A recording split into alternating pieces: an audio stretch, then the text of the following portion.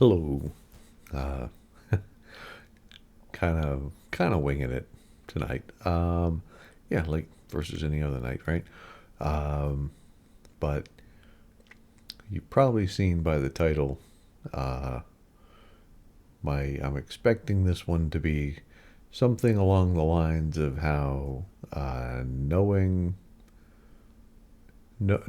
our well fear and what if. Uh, and all this started. Yeah, we'll just get started, right? All this got started because I saw this channel talking about. I hadn't heard of it before, but apparently, some kind of parable or story about fishermen and a businessman.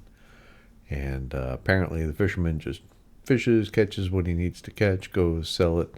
Whatever. He only fishes just so long as um, just so he can catch enough fish so that he can make enough money to live the way, just pay for his meals, housing, whatever, and then goes and does whatever. And then apparently the businessman comes along and says, hey, if you fish a little longer and if you do this, then you can make some money. He's like, what am I going to do with the money? Well, you could invest the money in, I don't know, paying somebody else to help you fish, or and then working up to a boat, and then because then it just becomes this. And I don't want to tell the whole thing because I don't know, it it's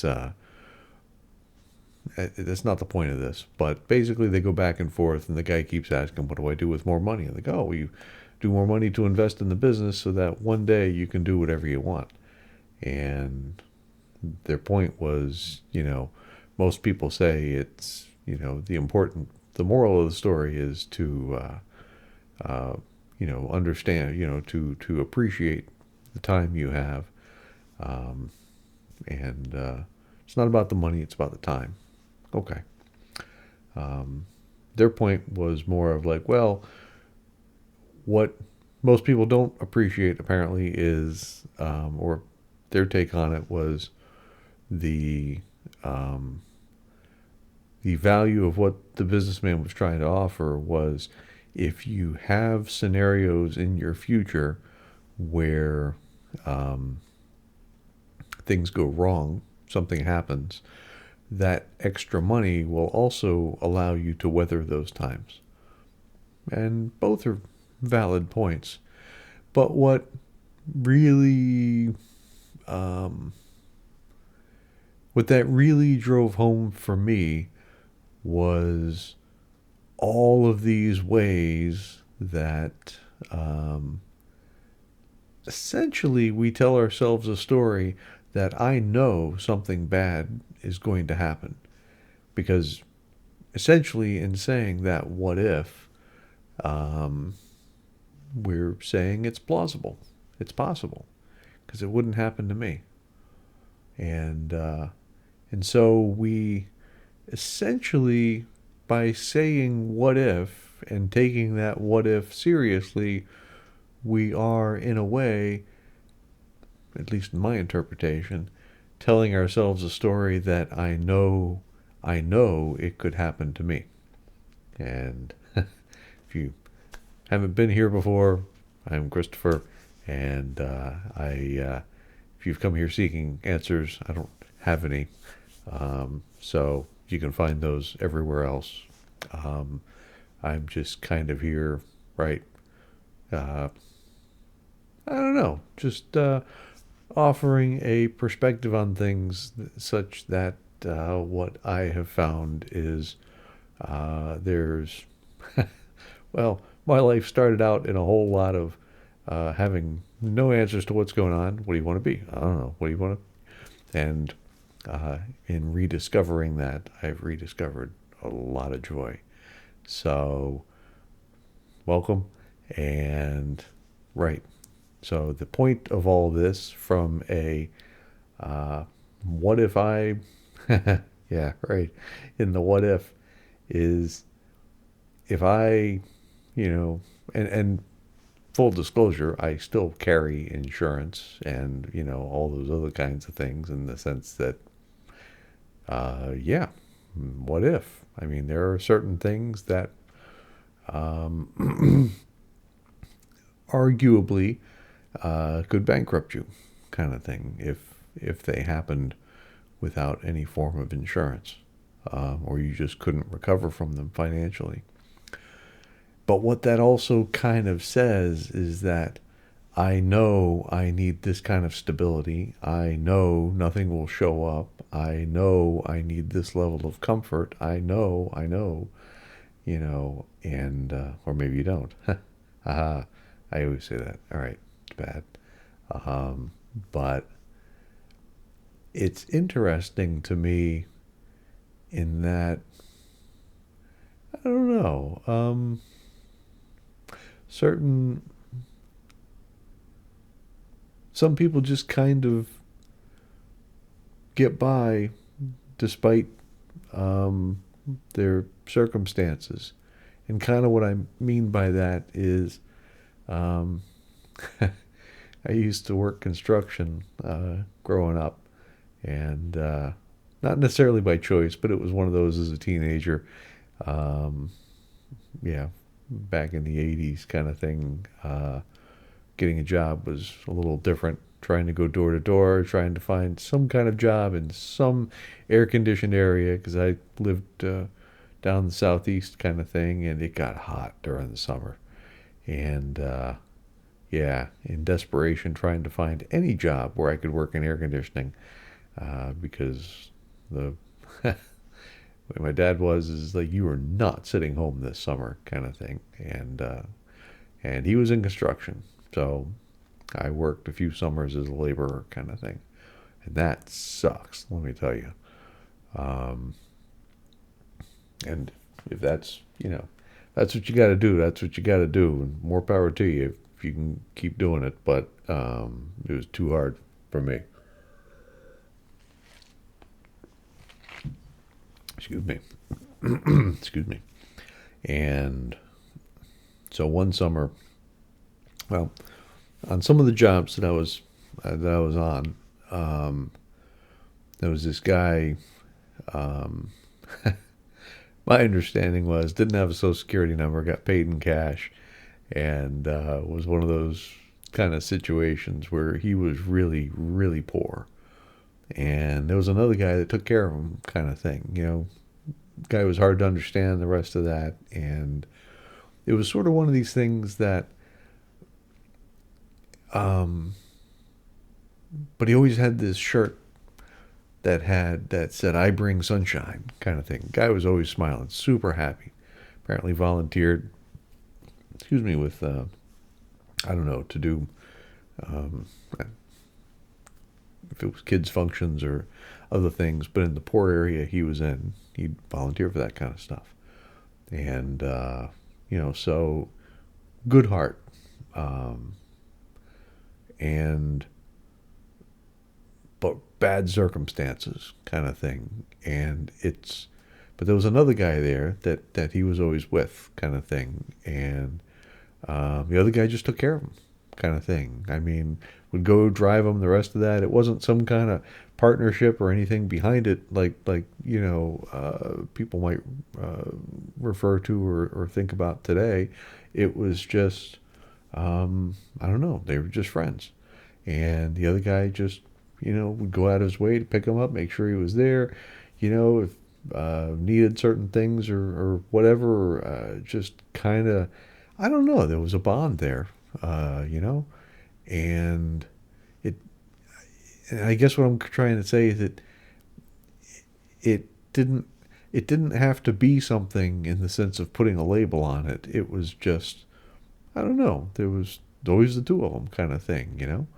And I guess the reason that story is alive for me today is part of all this with the what if and so on, and knowing that I couldn't live like, it's like, man, that guy in um that guy had a bad set of circumstances, and yet there was still somebody there to help him, kind of thing. And there is no way I would have imagined that. um I don't know, just wouldn't have imagined that. It's just like, well, yeah, but why? Because there's always that that aspect of mind that kind of wants to step in and go, well, yes, but you need to explain, or to put a rationale on it of like, well, because he had a good heart and therefore made friends easily, and it's like, no, it just didn't feel like that. It was just that that's just how it was, and it just kind of made sense, I guess, sort of thing, in that without an explanation, I guess what I'm trying to kind of express is that sometimes there are just things where you see people or circumstances where it just, it's like, yeah, that's just how it is. It just sort of feels like that's how it's always been, and that's just how it is. And that's that's just, I guess, how it looked to me, kind of thing. And it just became, oh, it's, there was never one without the other. You use one name, you use the other name. And and that's not to say, and again, I kind of want to steer clear of any labels of, oh, well, was it codependency? Was it? I said, it's like, no, no, no, no. Drop all the labels. It's just this whole, um, and if you haven't connected it all yet, because I tend to ramble, uh, the there's this idea that if I lost, all of this or that, or if, things turned into, or all these what ifs, all these stories that I am trying to prevent happening. Um, and there's nothing wrong with that either, in the sense that, um, if it's available, I don't know, if it just kind of happens. I guess what I'm trying to express, and this is where I'm stumbling around and kind of started out with, like, what are you talking about today? Not really sure. But it pops into my head. It's an intuitive kind of thing where there's just a feel towards, or, to go back to a friend's question, it's like, well, how do I know? It's like, well, there there is this feel of guidance kind of thing. Um, if, I don't know, at least for me, when I really kind of began to listen and began to notice, and yeah, yeah, there was always still the chatter, and not to say that it's like, oh, and it, just suddenly went away and everything's fine. It's like, well, it took time to adjust, and for certain things just kind of happened, and it gets easier, I guess. Not that not that things don't happen, not that bad things can't happen. Bad. Um, not that there's not pain, but um, the relationship to it changes somehow. Just, okay, what do I do? Um, it's kind of that whole, um, kind of along the lines of, you don't necessarily need a sign that says this is a bad situation, or this is a bad section of town, or this just feels amazing to be a part of this group, or um, there are just some places that maybe feel comfortable just as much as others feel uncomfortable. That's real. Um, there doesn't need to be any more than that, as much as the mind wants to, or at least as I feel it, wants to add on all this, decorations and words and labels, and really kind of, really kind of, really kind of takes away. And the image coming to mind, the reason I laugh is what I kind of discovered about cooking when I was, learning about that, and things began to get better about that, is, um, I used to think cooking had to be some fancy long list of ingredients, whatever, to create this, incredible depth of flavor and all that. And yeah, those dishes exist. But there's also a part of it where, at least what I've noticed, or at least for me, I don't know, um, at its core, really, really good cooking starts with really, really good ingredients. And if you buy really good ingredients, you don't need much else. Maybe a little salt, maybe pepper. That's about it. Whether it's a scallop or a salmon or something else. You might be, oh, Jesus, that's expensive. I just want grilled cheese. All right, cool. Good bread, good cheese. And that's it. You don't need this long list of ingredients. And it's the same thing with well, for me, with like making bread or the rest of that: flour, water, yeast, salt. Four ingredients, flour, water, yeast, salt. And, water's cheap. Now, what kind of water? Well, I don't know. If you're, I've been in some places where city water is pretty bad. So water can even qualify as a necessary good ingredient. But my point out of all that, shit, where did I leave off?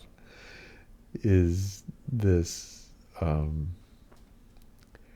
at its core, it doesn't need to be complicated. There doesn't need to be some grand explanation of decorations on top of it. I think that's where I was going with it, is all these narratives, all these words, all these other things that, the whatever you want to call it, monkey mind, voices, all explanations, labels, all this stuff. There is the flower.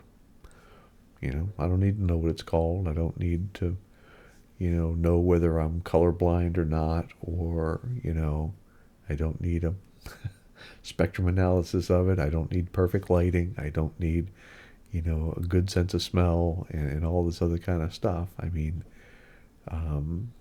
is that experience different for everyone? Absolutely.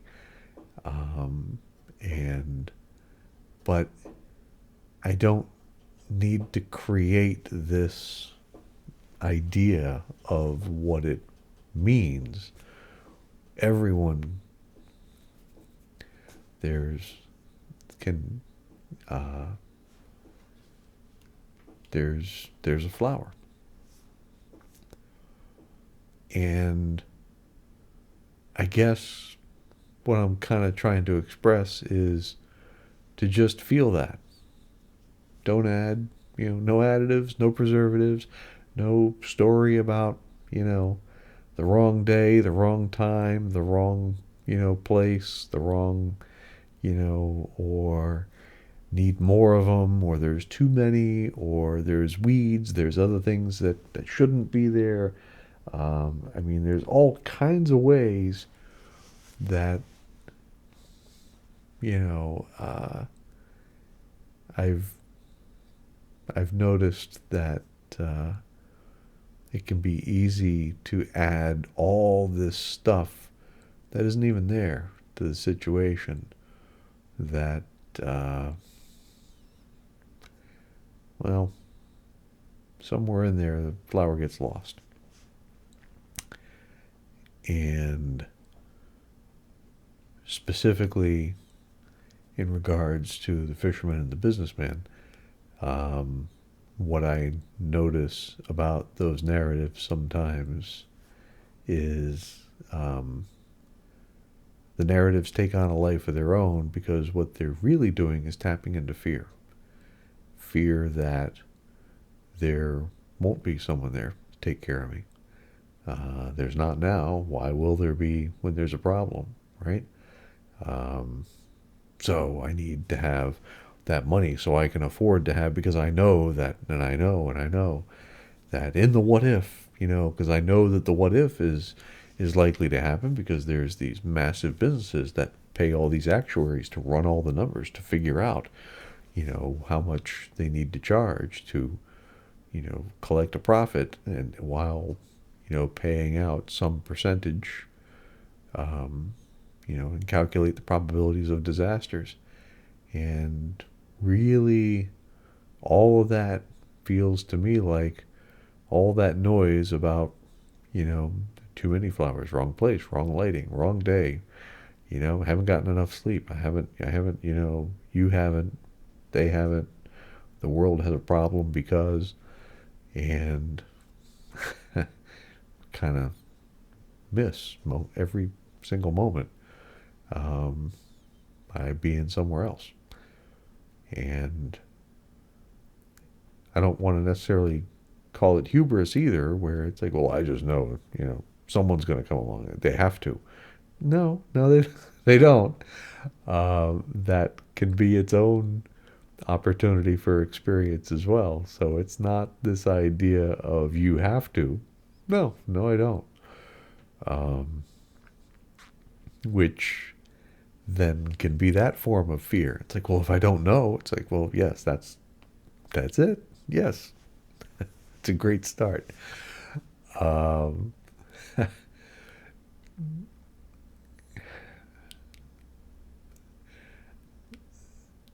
so I I guess I'm not trying to explain or answer or prescribe a way to deal with the fear, but more just kind of point out, hey, um, for me, to say what if is a form of sometimes, enabling fear, or creating a fantasy that isn't real by definition. It's fantasy. Um, or it's a fantasy in the sense that that's not what's present in the current moment. Um, and so, I don't know, just kind of being with that for the time being of, depending on your view of wherever you are in the world and whatever's going on, and wherever you sit in relation to whatever's going on, there's plenty of things to be concerned about and fearful of, and so on and so forth. And some people are directly experiencing that, and others are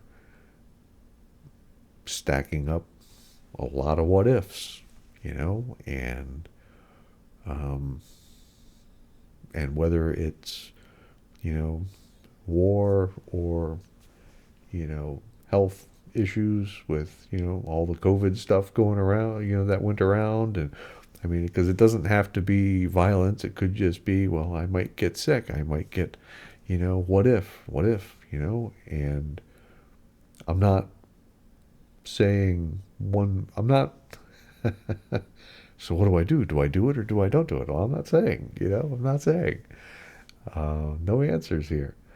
Um, and that's where I kind of bring it back to, well, maybe just kind of begin to listen and sort of see where that takes you, kind of thing. Because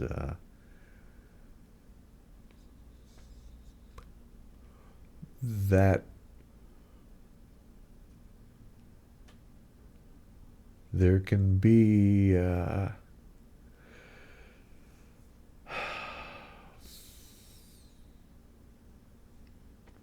there's a feel to it for me, but I'm trying to find the words. And I've noticed with some people, when I was in my mind, naturally I thought, oh, they're trying to think of what the answer is. They're trying to figure out how to explain it. It's like, no, no. Um, It was no, and I could begin to feel some kind of argument at that point, stemming of like, well, then what are you really saying? It's like, I'm not saying anything yet. I don't know. I'm waiting for something to arrive, which is a little strange. Feels a little strange. But I mean, it feels true. But it's like I could also notice my mind. I'm like, what the hell does that mean? You know, you're on camera. It's live. You should be. You should be. And the narratives of you should be.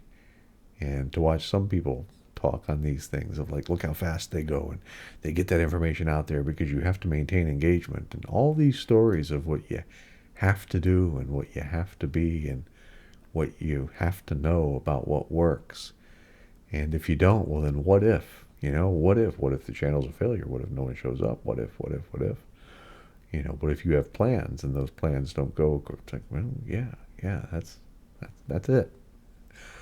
And that's kind of where the kind of where the freedom and joy is. I don't know about kind of. I think it is where the freedom and joy is.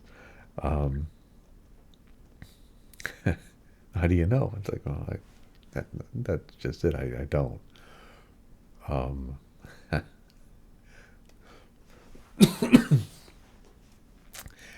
you know. So then, well, how can you be okay with what happens? It's like, well, that's kind of the catch about letting go and falling and all of that is nowhere in there is there this conditional control of, um, you know, yes, I'm going to fall, but in a controlled manner. Yes, I'm going to jump out of a plane, but I have a parachute on my back. It's like, yeah, no, that's not that's falling with control. Um, Letting go of the control, because at the end of the day, that fisherman doesn't know. You know, what if you get don't know? You know, he doesn't even know what to do with the money because it's kind of like he's living in that moment. He's living. Um, and it just kind of reminds me of a phrase, you know, someone once said of, you know, how many thoughts are truly your own. Um, that feels like a good place to start and a good place to stop. Um, so with that, I'll do the affirmations at the end, right? I don't know. They feel good to say. You are more powerful than you can possibly imagine, and you are worthy of love. Have a good night.